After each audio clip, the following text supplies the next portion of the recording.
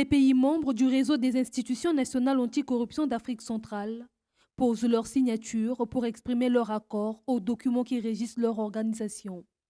Il s'agit du règlement intérieur financier, du code éthique et de déontologie de cet instrument. La rencontre de Brazzaville a permis aux États signataires de circonscrire les bases de l'opérationnalisation du RINAC. Plusieurs recommandations ont été émises en vue de faire bloc commun contre la corruption. Les participants ont formulé des recommandations dont l'acte est matérialisé par le présent document. Les dites recommandations étant ainsi formulées. 1. Accélérer le processus d'installation du réseau des institutions nationales anticorruption d'Afrique centrale conformément à l'organigramme décliné dans les textes fondateurs. 2. Dissocier le règlement intérieur du règlement financier pour en faire deux documents distincts. 3. Adopter le montant annuel de la cotisation statutaire par une délibération du Conseil. Et enfin 4. Initier un projet de grille de rémunération à la validation du Conseil.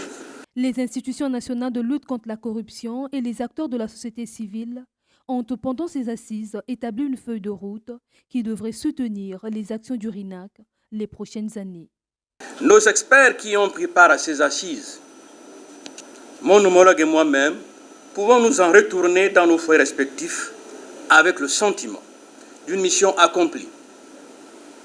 En effet, les statuts, le règlement intérieur et financier et le code d'éthique et de déontologie du RINAC ont été enfin adoptés, étape préalable à celle de prochaine et ultime de Libreville qui sera consacrée à l'opérationnalisation du RINAC.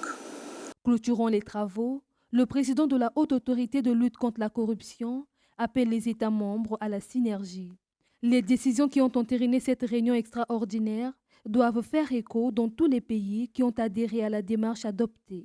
Cette réunion de Brazzaville nous a permis de doter notre plateforme Zone Afrique centrale des documents juridiques qui lui permettront d'exister en tant qu'instrument sous-régional, continental et international dans la lutte contre la corruption, je cite les statuts, le règlement intérieur et financier, le code d'éthique et de déontologie.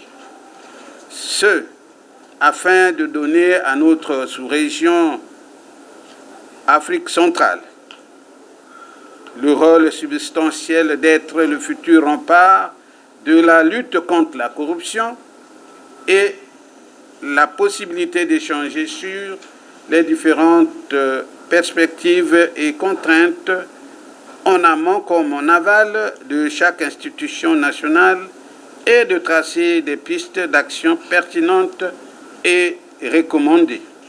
Après la réunion de Brazzaville, les pays membres du RINAC se donnent rendez-vous en République gabonaise afin de mettre en place le bureau et les organes qui vont sous-entendre leurs actions sur le terrain.